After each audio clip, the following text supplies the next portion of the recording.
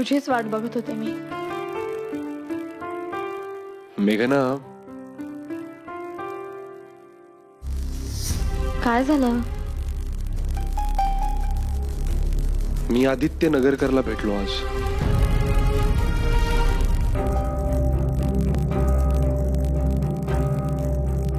पण कशासाठी?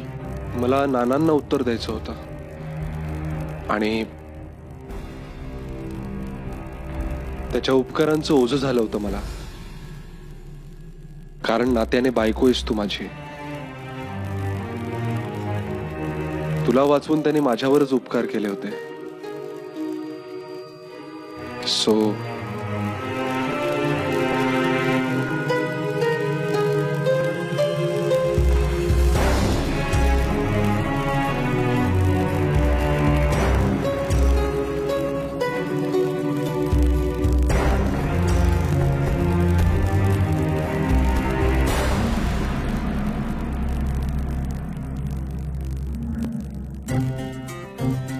कोकम सरबत वगैरे काही हवंय का?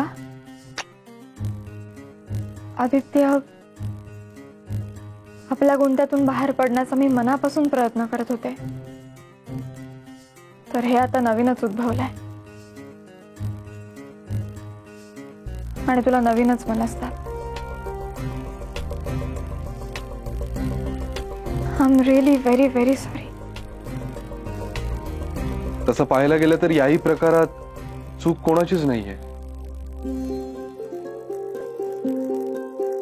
त्याने जे काही केलं ते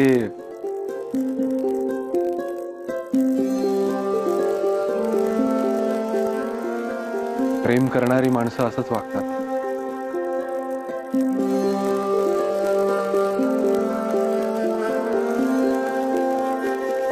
तो खरंच भेटला तुला? हो, माझ्या अंदाजाप्रमाणे तो आमच्या नेहमीच्या ठिकाणावर आला होता।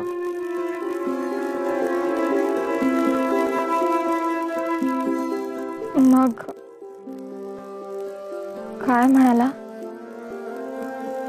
तो काही नाही म्हणाला,